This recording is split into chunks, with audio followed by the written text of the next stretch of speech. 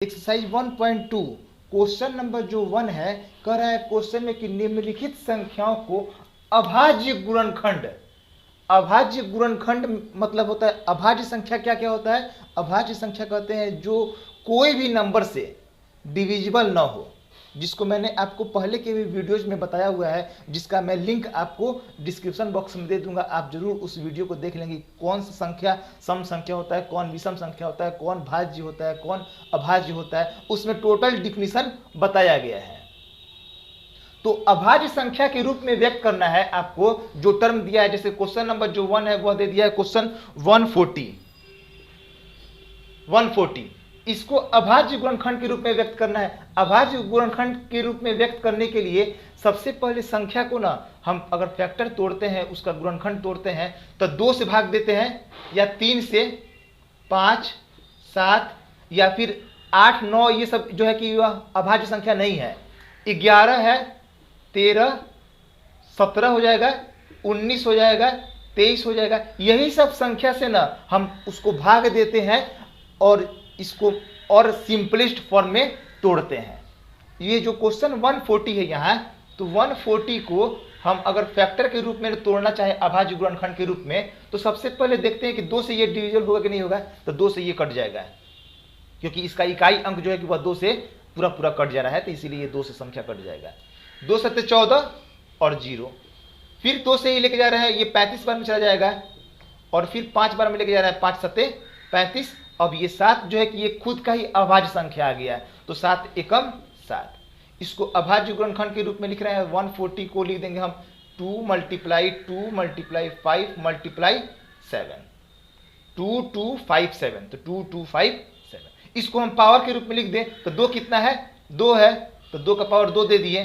5 कितना है? सिर्फ 1 है, तो पावर 1 जो होता है कि वह नहीं देते हैं। 5 लिख दिए और 7 लिख दिए। तो यही हमारा रिक्वायर्ड आंसर हो गया है। जो क्वेश्चन नंबर 2 है, ध्यान दीजिएगा, यही सब जो है ना कि अभाज्य संख्याएं हैं, और इसी सब संख्या से ना हम भाग दे के गुणनखंड तोड़ते हैं। जो क्वेश्चन नंबर 2 है 156, इसका फैक्टर तोड़े तो ये भी 2 से पहले लेके चल जा रहे हैं डिविजिबल कर। 2 सत्ते 14 और 1 और 2 8 16। फिर 2 से लेके जा रहे हैं तो ये 39 बार में कट जाएगा, और 3 से लेके जाएंगे तो ये 13 बार में। अब 13 तो अभाज्य संख्या है, इसको एकदम ना छोटा से ही शुरू करते हैं। अब ये नहीं कि एक ही बार 13 से लेके चले गए, 11 से लेके चले गए, ऐसा नहीं। सबसे पहले स्मॉलेस्ट नंबर से ही शुरू करते हुए सजाते हुए उसको लिखते हैं। यहाँ लिख देंगे 156 इक्वल टू 2 × 2 × 3 × 13, और फिर इसको हम लिखना चाहे तो पावर के रूप में, तो 2 का पावर 2 और फिर 3 और फिर 13। ये आंसर हो गया। जो क्वेश्चन नंबर 3 है 3825, यह जो संख्या है 2 से पूरा पूरा डिविजिबल नहीं होगा, क्योंकि इसका इकाई अंक जो है कि वह 2 से डिविजिबल नहीं हो रहा है। 3 से होगा कि नहीं होगा? तो ध्यान दीजिएगा, 3 से चेक करने के लिए ना अगर अंकों का योग 3 से पूरा पूरा कट जाए तो समझते हैं कि यह जो संख्या है वो भी 3 से डिविजिबल हो जाएगा। 5 2 7 8 15 3 18। 18 जो है कि वह 3 के टेबल में आता है, इसका मतलब कि ये भी 3 से डिविजिबल हो जाएगा। 3 एकम 3, 3 दूना 6, 3 7 21, 3 5 15। भाग करिएगा अगर इसको आप 3 से, तो ये 1275 आएगा। फिर इसको 3 से लेके जा रहे हैं, 3 चौके 12, 3 दूना 6, 3 5 15, और ये अब 3 से नहीं जाएगा, 5 से लेके जाते हैं, 5 8 40 और फिर 50 25। फिर 5 से ही लेके जाए तो 17 बार में ये जाएगा, और 17 एकम 17। तो इसको हम लिख सकते हैं 3825 इक्वल टू 3 × 5 × 5 × 17। 3 कितना हुआ? 2 है तो 3 का पावर 2, 5 भी 2 है तो 5 का पावर 2, और ये 17 अकेले 1 है तो पावर 1 नहीं देते हैं, सिर्फ 17 लिख दिए। क्वेश्चन नंबर 4 और 5 देखते हैं। जो क्वेश्चन नंबर 4 है, इसको क्या करते हैं कि अगर डिविजिबल करते हैं तो ये 2 से और 3 से नहीं जाएगा, डायरेक्ट 5 से लेके जा रहे हैं। 5 एकम 5 और फिर 5 एकम 5। अब ये 5 से नहीं जाएगा, 7 से अगर इसको आप भाग दीजिएगा, अगर इसको 7 से हम भाग देते हैं ना, 1001 को 7 से अगर भाग करते हैं तो 7 एकम 7, 3 और 7 चौके 28, 2 और फिर 7 3 का 21। ये पूरा पूरा 7 से ना डिविजिबल हो जा रहा है, तो इसको हम लिख रहे हैं 7 बार में 143। और फिर ये 7 से नहीं जाएगा, 11 से ये डिविजिबल हो जाएगा। 11 एकम 11 एकम 11 और 3 11 3 33। अब 13 तो खुद ही अभाज्य संख्या है, तो 13 को एक बार में ही लेके जाएंगे, 13 कम 13, तो लिख देंगे 5000। 5 इक्वल टू 5 गुने 7 गुने 11 गुने 13। और कोई संख्या तो रिपीट है नहीं कि उसको हम पावर के रूप में लिखें, तो यही आंसर हो जाएगा। अब ये जो 5वां नंबर क्वेश्चन है 7429, जब इसको आप चेक कीजिएगा बारी बारी से, 2 3 5 7 11 ये सब संख्या से नहीं जाएगा, डायरेक्ट ये 17 से ही पूरा पूरा डिवीजन होगा। 13 तक अगर आप चेक कीजिएगा डिवाइड करके चाहे रूल के हिसाब से, तो ये डिविजिबल नहीं होगा। तो इसको 17 से लेके जाते हैं, 17 दूना 34, 17 3 51, 17 चौके 68 और 6 17 3 51 और 17 7 119।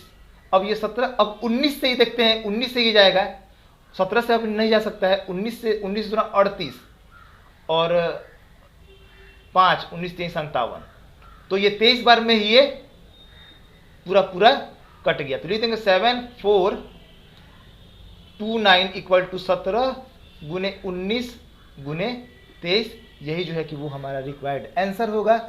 और ये क्वेश्चन नंबर 1। अब देखते हैं क्वेश्चन नंबर 2। जो क्वेश्चन नंबर 2 है, कह रहा है कि जो भी यहाँ पूर्णांक संख्याएं दी हुई हैं, तो इन ये युग्म का मतलब होता है पेयर, मतलब कि जोड़ा। जो 2 टर्म दिया हुआ है उसका HCF और LCM निकालना है। तो HCF और LCM निकालने के बाद फिर जांचना है कि इन दोनों का गुणनफल HCF गुने LCM के बराबर है कि नहीं है, इस बात को दिखलाना है, जांचना है। तो क्या करते हैं कि सबसे पहले HCF और LCM निकालने के लिए यहाँ 26 का फैक्टर तोड़ते हैं। सबसे पहले 26 का अगर हम फैक्टर तोड़ें, अगर LCM निकाल के ही तोड़ते हैं, तो 2 से ये लेके जाएंगे 13 बार में, और फिर 13 से ही जाएगा, 13 एकम 13, और 91 को लिखते हैं, तोड़ते हैं 91 को, तो ये जाएगा 7 से जाएगा, 13 7 91 होता है। तो ये जो संख्याएं हमको इसका 26 का और 91 का हम अभाज्य गुणनखंड तोड़े हैं, तो 26 बराबर लिख देंगे यहाँ पर 26 इक्वल टू 2 मल्टीप्लाई 13 और 91 इक्वल टू 7 गुने 13। इसको हम गुणनखंड के रूप में लिख दिए। जहां क्वेश्चन है उसी के जस्ट नीचे हम यहाँ पहले इसका फैक्टर तोड़ेंगे और उसके बाद उसको मल्टीप्लाई के रूप में लिख देंगे। अब निकालना हमको HCF है और LCM है, तो यहां लिख देंगे HCF। HCF को मतलब कि हिंदी में मौसा कहते हैं, महत्तम समापवर्तक। ये जो होता है कि हमको HCF निकालना है, तो HCF वही टर्म होता है ना जो दोनों में शामिल हो। 13 और ये 13 दोनों में मिल रहा है, और कोई संख्या जो है कि वह दोनों में शामिल नहीं है, सिर्फ 13 मिल रहा है, तो HCF हो जाएगा 13। और LCM क्या होता है कि ध्यान दीजिए कि जो मिल गया, यानी कि लघुत्तम समापवर्त्य, ये जो LCM होता है ना कि जो मिल गया उसको भी लिखते हैं और जो नहीं मिल रहा है उसको भी लिखते हैं। जो मिल गया यानी कि 13 मिल गया ना, तो दोनों को 13 को मिला के एक 13 तो लिख देंगे, और नहीं मिल रहा है क्या 2 और 7, तो 2 और 7 को तो लिखेंगे ही, और जो ये मिल गया है ना दोनों, तो दोनों को मिला के एक ठो बस सिर्फ 13 लिख देंगे। तो 13 7 91 और 2 एकम 2 और 2 9 18 182। इसको जब हम मल्टीप्लाई करेंगे तो आएगा 182। तो HCF निकल गया और फिर LCM निकल गया यहाँ पर। अब इसको ना जांचना है दो संख्याओं का गुणनफल। लिख देंगे कि LHS बराबर, जो LHS टर्म दिया था, दो संख्याओं का गुणनफल कह रहा है, तो 26 गुने 91, इसको जब हम मल्टीप्लाई करेंगे तो ये आएगा, तो ये हो जाएगा 2366। इसको मल्टीप्लाई करने पे आ जाएगा 2366। और फिर RHS वाला जो टर्म है HCF गुने LCM, HCF गुने LCM, तो HCF है 13 और LCM है 182। इसको मल्टीप्लाई करेंगे तो 13 दूना 26 के 6 हाथ में 2 और 13 से 13 उठे 104 5 6 13 कम 13 10 23, तो 2366।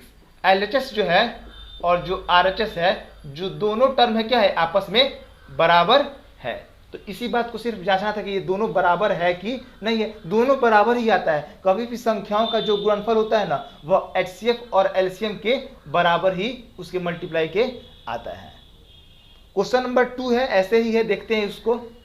510 और 92, तो इसका सबसे पहले तो हम फैक्टर तोड़ेंगे।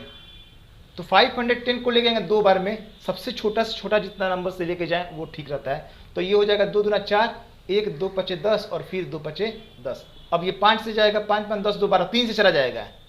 अंकों का योग जो है कि वह 3 से डिविजन हो जा रहा है, तो 3 से लेके जा रहा है। 3 7 21, 3 बटे 24 और 3 5 15। अब ये जो है कि 5 से जाएगा 17 बार में। ये आप लास्ट वाला लाइन लेके जा भी सकते हैं और नहीं भी ले जा सकते हैं, कोई उससे बात नहीं है।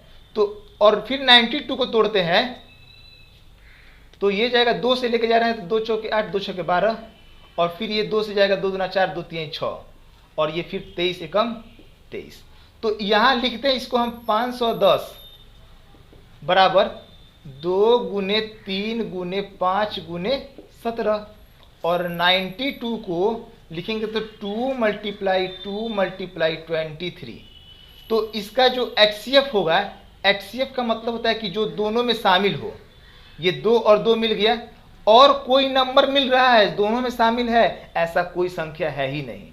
तो एचसीएफ सिर्फ होगा 2 और एलसीएम जो लिखते हैं वह जो शामिल है उसको भी लिखते हैं। ये दोनों 2 मिला के एक ठो 2 लिख दिए, बाकी जो शामिल नहीं है वो सब को लिखेंगे। ये 2, फिर ये 3, फिर ये 5, फिर 17 और फिर 23।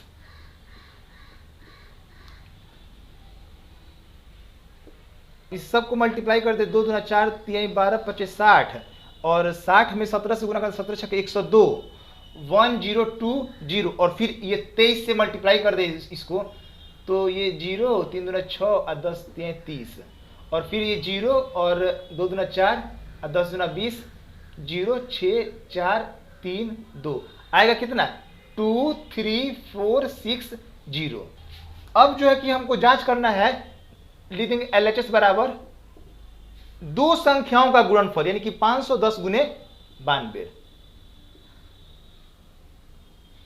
तो 510 में 92 से अगर मल्टीप्लाई करते हैं, ये 0 हटा दें तो 2 एकम 2 और 2 पचे 10 और फिर 9 एकम 9 और 9 पचे 45। तो ये आएगा 2 9 5 1 6 और 4 4 6 9 2 और एक 0 जो था इसका ये लिख दिए। और फिर RHS वाला जो टर्म है, RHS वाला टर्म है HCF मल्टीप्लाई LCM। तो HCF की जगह पर 2 और LCM की जगह पर लिख देंगे 2 3 4 6 0। तो ये 0 और 2 छक्के 12 के 2 4 2 8 1 9 और 3 46 आ गया ना, दोनों बराबर लिख देंगे LHS बराबर RHS। ये दोनों जो है कि आपस में बराबर है। अब जो इस क्वेश्चन नंबर 2 का लास्ट क्वेश्चन है 3 नंबर, उसको देखते हैं। तो 2 से लेके जाएंगे तो 2 16 2 32 2 8 16 और फिर 2 से लेके जाएंगे 2 8 16 2 चौके 8, फिर ये 2 से 2 चौके 8 2 दूना 4 2 दूना 4 2 एकम 2 और ये 3 सत्ते 21। अब तो ये जाएगा नंबर नहीं, 7 एकम 7 हो गया। और फिर वैसे ही 54 को तोड़ते हैं, तो ये 2 से लेके जाएंगे 2 दूना 4 2 सत्ते 14 और 2 से लेके जाएंगे 2 नवा 2 से नहीं जाएगा, ये 3 से लेके जाना 3 नवा 27 और फिर 3 त्रिका 9 और इसको एक लास्ट में 3 एकम 3 लेके चला जा रहे हैं। तो अब इसको लिख देंगे हम 3 3 6 को लिख देंगे 2 मल्टीप्लाई 2 1 2 3 4 को 2 है और फिर 3 और 7 और फिर 54 को लिखना होगा तो 2 फिर 1 2 3 3 लिख देंगे 3 3 3। तो HCF क्या हो जाएगा, जो मिलता है ये 2 मिल गया, जो 3 ये मिल गया और अब कुछ नहीं मिलेगा, तो इसका HCF हो जाएगा 3 दूना 6। और LCM में ध्यान दीजिएगा कि जो मिल गया है 2 मिल गया है, 2 ठो है तो 1 ठो लिख देंगे 2, फिर 1 2 3 ये 2 नहीं मिला है क्योंकि सजाते हुए हम लिखते हैं। और फिर ये 3 मिला के एक 3 लिखाएगा सिर्फ, और ये 2 को 3 बाकी है वैसे ही, और एक 7 बाकी है। सब कुछ सजाते हुए लिख दिए। ये 2 लिख दिए, दोनों को मिला के 1 ठो 2 लिखे हैं, और फिर 3 को 2 है तो तीनों लिख दिए 2 को। ये 3 जो है ना, दोनों 3 को मिला के एक 3 लिख दिए, और 2 3 बाकी था, और फिर 7 को लिख दिए। सबको मल्टीप्लाई करेंगे, 2 दूना 4 दूना 8 दूना 16, 16 3 48, और 48 में मल्टीप्लाई कर देना, 3 3 का 9 7 63 से मल्टीप्लाई कर देना इसको। 8 3 का 24, 4 2 4 3 12 13 14, 4 6 4 24 4 28, तो 4 8 4 12 2 3 8 9 1 10 1 2 3 3024। इसका जो एलसीएम होगा वह 3024 आ गया इतना। अब ये जो संख्या है, अब हम इसमें जांच करेंगे एलएचएस और आरएचएस को टर्म को लिख देंगे। यहीं पे लिख रहे हैं एलएचएस बराबर एलएचएस, दोनों संख्याओं का गुणनफल 336 मल्टीप्लाई 54। तो इसको जो हम मल्टीप्लाई करेंगे, यहाँ करते हैं 336 में मल्टीप्लाई करते 54 से, तो 6 चौको 24 4 में 2 4 3 12 13 14 4 1 4 5 4 3 12 1 13, और फिर 6 25 30 0 3 5 3 15 16 17 18 के 8 1 5 3 15 1 16, ये आएगा 4 4 8 9 10 11 का 1 16 1 17 1 18 18144 आएगा। और फिर आरएचएस वाला जो टर्म है एचसीएफ मल्टीप्लाई एलसीएम, तो एचसीएफ कितना है 6, एलसीएम कितना है 3024। इसको मल्टीप्लाई करते हैं तो 6 चौको 24 के 4 में 2 6 दूना 12 13 14 10 36 18 180 181। देखिए दोनों टर्म जो है कि वो बराबर आ गया ना। लिख देंगे यहाँ पर कि एलएचएस बराबर आरएचएस। क्वेश्चन नंबर 3 है, इसमें भी आपको एचसीएफ और एलसीएम ही निकालना है। कह रहा है कि अभाज्य गुणनखंड विधि से इसको तोड़ते हुए निकालना है। तो अभाज्य गुणनखंड विधि क्या होता है, जो अभी मैंने आपको बताया फैक्टर तोड़ के, उसी मेथड से इसको सॉल्व करना है। तो यहाँ सबसे पहला जो नंबर है वह 12 है, तो 12 को तोड़ते हैं तो 2 से लेके जाएंगे, 2 6 के 12, और फिर 2 3 6, और ये 3 एकम 3 हो जाएगा। फिर 15 को तोड़ते हैं, 3 5 15, और फिर 5 एकम 5, और फिर उसके बाद 21 को तोड़ते हैं, तो ये हो जाएगा 3 7 21, और 7 कोई नंबर से जाएगा नहीं, 7 एकम 7। तो तीनों को फैक्टर के रूप में हम तोड़ दिए, और यहां लिख देंगे इसको 12 बराबर 2 गुने 2 गुने 3, फिर लिखेंगे 15 बराबर 3 गुने 5, फिर लिखेंगे 21 बराबर 3 गुने 7। ध्यान दीजिएगा कि इसका जो हमको एचसीएफ लिखना है और एलसीएम लिखना है, थोड़ा भी इसमें गड़बड़ी ना हो। पहले सबसे पहले एचसीएफ निकालने के लिए तीनों में जो शामिल होता है उसी को लिखेंगे। तीनों में जो शामिल है 3 3 और ये 3, तीनों में शामिल है उसको हम लिख दें एचसीएफ। लेकिन एलसीएम में और कोई तो है नहीं तीनों में शामिल, लेकिन एलसीएम में क्या करते हैं ना कि जो शामिल 2 में भी शामिल हो ना, अगर कोई 2 को टर्म में शामिल हो तो उसको एक बार लिखेंगे, तीनों में शामिल हो तो उसको भी हम एक बार ही लिखते हैं। तीनों में शामिल हो या फिर 2 में शामिल हो, एक बार ही उसको लिखते हैं। जैसे यहाँ पर तीनों में शामिल है 3 तो लिखेंगे ही, लेकिन उससे छोटा क्या है 2 और 2, और तो कोई नंबर मिल नहीं रहा है, सिर्फ 2 लिख दिए और ये 2 लिख दिए। ये 3 तीनों में शामिल है, सिर्फ एक बार लिखेंगे, फिर 5 और 7 लिखेंगे, 5 और 7। अब इस सब को मल्टीप्लाई कर दें, 2 दूना 4 3 12 25 60, और फिर 7 6 42 420। तो एचसीएफ और ये हो गया एलसीएम। यही जो है कि वो हमारा आंसर हुआ। जो सेकंड नंबर क्वेश्चन है ना कि वो तीनों 17 23 29 तीनों का तीनों ना अभाज्य संख्या ही है। इसका अगर हम फैक्टर तोड़ना चाहे तो 17 जो है कि वह किसी टेबल में नहीं आएगा, 17 मल्टीप्लाई 1। अगर हम 17 को लिखना चाहते हैं तो इसको लिख देंगे 17 गुने 1। 23 को लिखना चाहते हैं तो इसको लिख देंगे 23 गुने 1, या फिर 1 को भी पहले लिख सकते हैं। और 29 को लिखना चाहे तो इसमें भी कोई नंबर जो है कि वह फैक्टर नहीं टूट पाएगा, तो इसको लिख देंगे 29 गुने 1। तो इसका जो एचसीएफ होगा, तीनों में क्या शामिल है 1। अगर कुछ नहीं मिलता है तो 1 लिख देते हैं, और इस तीनों में क्या कॉमन हुआ 1 हो गया, तो HCF हो गया 1। और एलसीएम क्या होगा इसका, सबको मल्टीप्लाई कर देंगे, एक तो सब में मिल गया, और यहाँ पर 17 गुने 23 गुने 29, इस सब को क्या करेंगे कि मल्टीप्लाई करेंगे, तो ये हो जाएगा 17 3 51 के 5 17 2 34 5 29 39, और इसमें मल्टीप्लाई कर देंगे 29 से, 9 27 28 29 30 5 35, और फिर 2 एकम 2 2 9 18 के 8 1 2 3 6 1 7, सबको ऐड कर दें तो 2 1 3 8 5 3 3 अपने 7 3 10 11 11339 11339। तो ये एलसीएम हो गया और ये जो है कि वो एचसीएफ हो गया। तो क्वेश्चन नंबर जो 3 है 8 9 और 25, इसका एलसीएम और एचसीएफ निकालना है। तो सबसे पहले फैक्टर तोड़ते हैं इसका। 8 का तोड़ेंगे तो 2 4 जा 8 और 2 2 जा 4 और ये 2 1 जा 2। फिर 9 का वैसे ही करते हैं तो 3 3 जा 9 हो जाएगा और 3 एकम 3। 25 को लिखेंगे तो 50 25 और फिर 5 एकम 5। तो 8 का 2 गुने 2 गुने 2, 9 को लिखते हैं 3 गुने 3 और फिर 25 को लिखते हैं 5 गुने 5। तो अब इसका एचसीएफ लिखना है। तो एचसीएफ होता है कि जो तीनों में मिल जाए। तो तीनों में कौन संख्या मिल रहा है, कोई संख्या नहीं मिल रहा है। और जब कोई संख्या नहीं मिलता है तो उसको हम लिखते हैं 1। और फिर एलसीएम निकालना है। तो एलसीएम निकालने के लिए ध्यान दीजिएगा कि यहाँ पर इसको तो हम फैक्टर में तोड़ दिए, लेकिन कहीं कोई नंबर ना 2 इसमें नहीं मिल रहा है।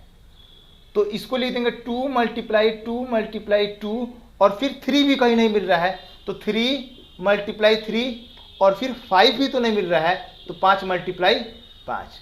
इसको सबको गुना करें तो 50 25 75 गुना 150 गुना 300 600 और फिर 1800। तो इसका एलसीएम कितना हो जाएगा 1800 और एचसीएफ कितना हो गया 1। यही जो है कि वो हमारा रिक्वायर्ड आंसर होगा। जो क्वेश्चन नंबर 4 दिया है इसको पढ़ते हैं। एचसीएफ ऑफ ब्रैकेट लगा है तो एचसीएफ ऑफ 306 एंड 657। इसका एचसीएफ, ये दो संख्याएं दी हुई हैं और दोनों संख्याओं का एचसीएफ दे दिया है 9 और इन्हीं दोनों संख्याओं का एलसीएम निकालना है। दो संख्याएं दी हुई हैं और एचसीएफ दिया हुआ है, निकालना हमको एलसीएम है। तो इसके लिए जो मैंने आपको कुछ देर पहले अभी एक फॉर्मूला बताया था कि दो संख्याओं का गुणनफल, जो दो संख्याओं का गुणनफल होता है ना, वह होता है एचसीएफ मल्टीप्लाई एलसीएम के। ध्यान दीजिएगा, मोस्ट इंपॉर्टेंट क्वेश्चन, इसको आप जरूर नोट कर लें। ये बहुत ही इंपॉर्टेंट क्वेश्चन है, ये एग्जाम में पूछता है इस टाइप का क्वेश्चन। दो संख्याओं का गुणनफल जो होता है कि वह एचसीएफ गुने एलसीएम के बराबर होता है। दोनों संख्याएं क्या क्या है, तो 306 गुने 657 और एचसीएफ कितना दिया है 9। निकालना तो हमको एलसीएम है ही, तो एलसीएम का तो वैल्यू दिया नहीं है, एलसीएम निकाल लेंगे अब यहां से। ये जो है कि 306 मल्टीप्लाई 657, इसको मल्टीप्लाई नहीं किए, 9 को हम यहां डिवाइड में लेते आते हैं और यहां लिख रहे हैं एलसीएम। तो ये 9 से कटाएंगे तो ये 9 9 27 और फिर 9 चौके 36, 34 बार में कट गया। अब 34 से जब 657 में मल्टीप्लाई करेंगे 34 से, तो 7 चौके 28 के 8 2 7 5 4 5 20 21 22 4 6 24 25 26 7 3 21 7 5 3 15 16 17 1 6 3 18 19 8 3 7 6 3 3 2 9 1 10 2 12 2 2 3 3 8। ये क्या हो गया, एलसीएम हो गया।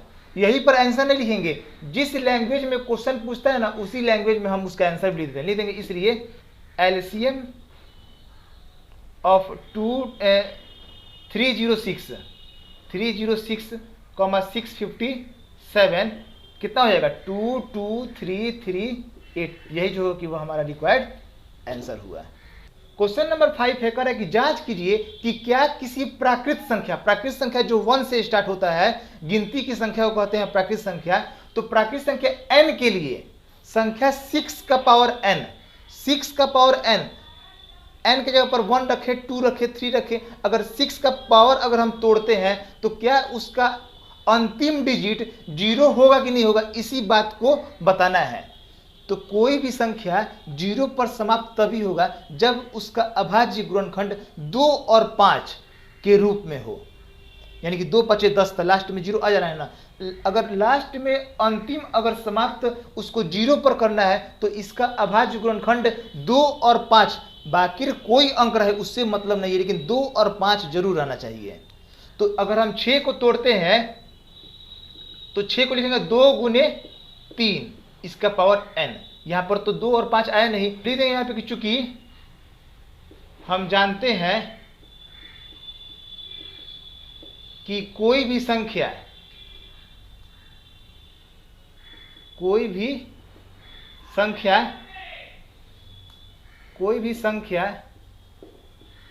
0 पर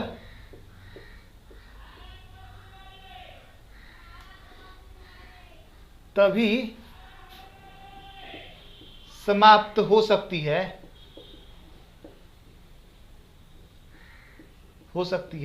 जब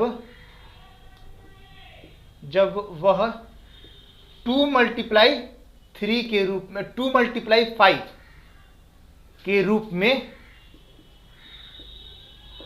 हो। इतना लैंग्वेज आपको जरूर लिखना होगा कि समाप्त तभी हो सकती है जब वह 2 × 5 के रूप में हो। 2 × 5 के तो रूप में है नहीं, इसलिए 6 के पावर n अंक 0 पर समाप्त नहीं हो सकती। यही जो है कि वो हमारा रिक्वायर्ड आंसर हुआ है। जो क्वेश्चन नंबर 6 है, कह रहा है कि व्याख्या कीजिए कि 7, ये जो नंबर दिया हुआ है इसका व्याख्या करके बताना है ना कि यह भाज्य संख्याएं क्यों हैं। और भाज्य संख्याएं कब होती है कोई संख्या, जब वह मल्टीप्लाई के रूप में हो, उसका कोई और भी फैक्टर अगर हो 1 और खुद के अलावा अगर वह ज़्यादा फैक्टर में अगर टूट रहा हो तो उसको हम कहते हैं कि यह भाज्य संख्या है। तो अगर हम ये सबसे पहले वाले नंबर को लेके चलते हैं 7 × 11 × 13 + 13, तो यहाँ पर हम देखते हैं कि 13 कॉमन निकल सकता है दोनों में से। ये यहाँ से लेके यहाँ तक एक टर्म हो गया और ये दूसरा टर्म हो गया, तो यहाँ से हम 13 कॉमन निकाले तो बचेगा कितना, 7 × 11 और +1, 7 × 11 और प्लस, और यहाँ पर कुछ नहीं बचा तो 1 लिख देंगे। तो 13 और 11 × 7 = 77 प्लस 1, तो ये जो है कि 13 गुने और 77 1 78। ये 13 × 78 जो संख्या था वह 13 × 78 के रूप में आ गया। अब इसको हम और तोड़ना चाहें तो 13 × 78 को हम लिख सकते हैं 2 × 3 × 13, 13 6 78 हो गया। सजा देते हैं इसको 2 × 3 × 13 × 13। तो यहाँ लिख देंगे कि चूंकि 7 × 11 × 13 + 13 को हम अभाज्य गुणनखंड के रूप में लिख सकते हैं, तो इसलिए ये क्या होगा, 7 × 11 + 13 एक भाज्य संख्या है। ये क्या होगा, एक भाज्य संख्या होगा। अब सेकंड वाला को भी वैसे ही चेक करते हैं, कॉमन निकालते हैं, यहां पर 5 कॉमन निकल जाएगा। जो सेकंड नंबर है उसमें से भी हम 5 अगर कॉमन निकालते हैं तो यहाँ टर्म बचेगा 7 6 4 3 2 1 और +1। जब 5 कॉमन निकाल लिए तो 7 6 4 3 2 1 और प्लस, यहाँ कोई टर्म नहीं तो 1 बचेगा। और ये 5, इसको हम मल्टीप्लाई करेंगे तो ये हो जाएगा 3 दूना 6 चौके 24 और 24 7 6 42, 42 में 24 से मल्टीप्लाई कर देते 4 दूना 8, 4 चौका 16, 2 दूना 4 और 2 चौके 8, 8 6 4 10, 8 1 9 1 10, 1008 हुआ है और +1। तो ये 5 मल्टीप्लाई कितना हो जाएगा 1009। तो ये मल्टीप्लाई के रूप में आ गया ना यहाँ पर, तो लिख देंगे कि यहाँ पर कि इसलिए 7 × 6 × 5 × 4 × 3 2 1 + 5 एक भाज्य संख्या है, क्योंकि ये प्रोडक्ट के रूप में आ जा रहा है, अभाज्य गुणनखंड के रूप में आ जा रहा है, तो लिख देंगे कि ये क्या है, एक भाज्य संख्या है। बच्चों देखते हैं अब ये लास्ट क्वेश्चन, क्वेश्चन नंबर 7। कह रहा है क्वेश्चन कि किसी खेल के मैदान के चारों ओर एक वृत्ताकार पथ है, एक वृत्ताकार पथ है। इस मैदान का एक चक्कर लगाने में सोनिया को 18 मिनट लगते हैं। सोनिया नाम की जो लड़की है वह इसका एक चक्कर लगाती है, 18 मिनट टोटल लगता है सोनिया के लिए। अगर मान लेते कि वो यहाँ से चलना शुरू की तो उसके लिए समय लगता है 18 मिनट, और फिर इसी मैदान के चारों ओर चक्कर लगाने में रवि को 12 मिनट लगता है। सोनिया के द्वारा जो समय लगता है वह 18 मिनट लगता है, और रवि के द्वारा जो समय लगता है वह 12 मिनट लगता है। इसका मतलब कि रवि का जो चाल होगा वह सोनिया की चाल के ज़्यादा होगा, तभी ना उसको ज़्यादा समय लगा सोनिया को। फिर कह रहा है कि मान लीजिए वे दोनों एक ही स्थान और एक ही समय पर चलना प्रारंभ करते हैं। अब मान लेते हैं कि यहीं पर रवि है और यहाँ से सोनिया है, दोनों चलना, दोनों जो है कि वह एक ही समय पर और एक ही स्थान से चलना जब प्रारंभ करते हैं, तो कह रहा है कितने समय के बाद प्रारंभिक स्थान पर मिलेंगे। मान लेते हैं कि इस स्थान से रवि चलना शुरू करता है और फिर सोनिया भी चलना शुरू करती है, तो सोनिया का तो स्पीड कम है, तो वो जाहिर सी बात है कि रवि के पीछे ही होगी। वो चलने के क्रम में जो रवि का चाल है वो अधिक है, तो वो उससे आगे की तरफ बढ़ेगा। लेकिन एक ऐसा समय आएगा ना कि वह 3, 4 या 5 राउंड के बाद कहीं ना कहीं वो एक साथ फिर मिल जाएंगे। तो इस कंडीशन में जो समय लगता है ना, उस समय का हम एलसीएम निकालते हैं। जब भी कहता है क्वेश्चन में कि फिर प्रारंभिक स्थान पर ये कब दोनों एक साथ मिलेंगे, जहां मिलने का बात आता है ना, उस कंडीशन में हम जितना भी समय रहता है ना, उस समय का एलसीएम निकालते हैं। लिख देंगे पहले कि सोनिया द्वारा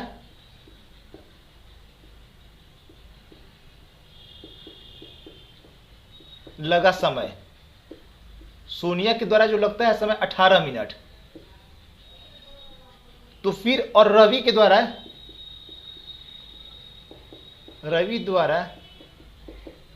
लगा समय 12 मिनट लगता है रवि के द्वारा। और हमको निकालना है कि दोनों जो है, अगर ये चलना दोनों एक साथ जब प्रारंभ करते हैं, तो फिर कुछ देर के बाद जब ये दोनों आपस में मिलेंगे तो कितने समय के बाद मिलेंगे। तो इन दोनों समय का हम क्या करेंगे, एलसीएम निकाल लेंगे। लिख देंगे कि इसलिए डायरेक्ट ना, जो ये मतलब कि इंग्लिश में हम लिखते हैं रिक्वायर्ड टाइम, उसको हम हिंदी में लिख सकते हैं अभिष्ट समय। यहां लिख सकते हैं अभिष्ट। अब यहां लिखेंगे, डायरेक्ट एलसीएम पहले निकाल लेते हैं, उसके बाद से जो लिखना रहता है लैंग्वेज वो लिख देंगे। 18 और 12 का एलसीएम। अब इसका एलसीएम निकाल दें 18 और 12 का, इधर एक साइड में कहीं 18 का और 12 का, तो 2 से चला जाएगा 2 नंबर 18 और 2 छक्के 12, और फिर ये हो जाएगा 3 से चला जाएगा 2 नंबर 3 3 का 9 और 3 दूना 6। तो इसका एलसीएम कितना हो जाएगा, 2 3 6 6 6 2 12 3 36, एलसीएम हो गया 36। तो इसलिए अभिष्ट समय, अभिष्ट समय का मतलब होता है रिक्वायर्ड टाइम। जो रिक्वायर्ड टाइम होगा कितना होगा, 36 मिनट। ये 36 मिनट के बाद क्या होगा, दोनों मिल जाएंगे। तो आज ये आपका एक्सरसाइज 1.1 खत्म हो गया।